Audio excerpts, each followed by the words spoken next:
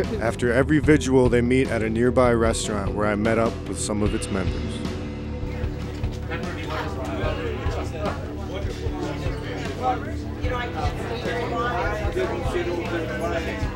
My name is Pepper Wolf, and I am a children's librarian. I've been an educator for about 30 years. So I believe all the money in the world should go to kids and education instead of weapons. And that's why I'm out vigiling outside Alliant Tech Systems, is because of the bloated military budget and defense contractors making so much money. We were a nation built on protest. We were protesting English domination. If you're dumb enough to stand out there at 30 below zero, you know, what good is that? And I always say, well, there's war going on at 30 below zero. Soldiers have to show up for their work at 30 below zero or 100 above. So this is my job. I'm showing up for work, 30 below or not. And so we would describe to the jury how landmines or cluster bombs or depleted uranium weapons, all of which Alliant has made over the years and continues to make, are specifically illegal according to international law. And in fact, in 1996 and 1997, the Human Rights Committee of the United Nations specifically mentioned nuclear weapons, cluster bombs, depleted uranium munitions, landmines, napalm, and some other... Ralph Husner, Public Affairs Officer. My role is communications with veterans and patients, the public, elected officials, the news media. We have a new patient population, younger veterans, younger soldiers who served in Iraq and Afghanistan. And now we're hearing a lot about TBI, traumatic brain injury, which is the result of the implosions. I mentioned there are 157 VA hospitals in the country. Only 4 have a polytrauma unit. We're one of the 4. The polytrauma unit treats the most complex cases of soldiers who've suffered amputations, brain injury, blindness, loss of hearing. These are younger veterans, most of them in their 20s.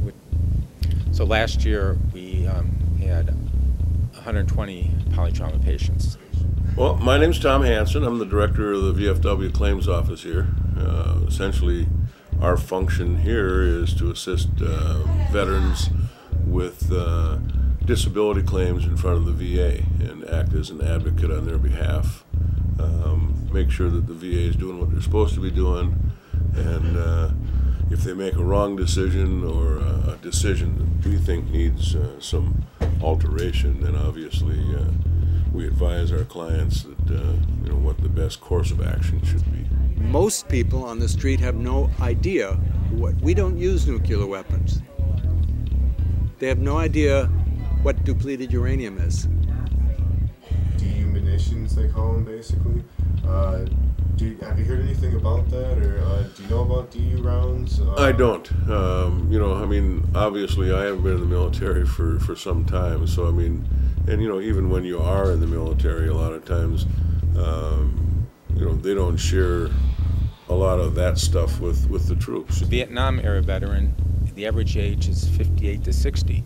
These are men who, while they were serving in Vietnam, were injured, exposed to Agent Orange, suffered some exposure, some wound, so they continue to be treated here. The Agent Orange exposure occurred during Vietnam. Agent Orange was a herbicide that they dropped in the fields to defoliate the countryside.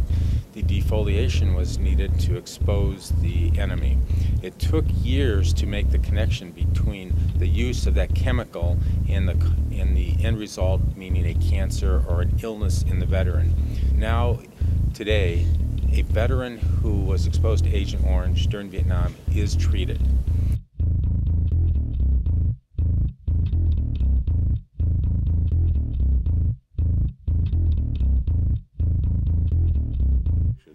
The VA recognizes certain conditions as secondary to that exposure. They don't at this point for DU. It may follow the same pattern that Agent Orange followed. I mean, it took the VA 20 years or longer to recognize the fact that that exposure, you know, is an issue and causes some disabilities that and or death that that they need to recognize. So, but at this point, there isn't any regulation that specifically recognizes depleted uranium or any disabilities that may be a result of that exposure. So stay tuned, I guess. You know, when do you start caring about depleted uranium munitions? When you know someone who's been affected by it, or you know a soldier, or you know someone who works at a company that makes it, or you know someone who's vigiling outside a company. The media is responsible to let the world know that there's those possibilities. If you don't, you know, like if you don't teach the kids about the horrors of war, they're gonna think it's okay and do it again. Ugh. I just get so upset. And yes, the media plays a great big role in that.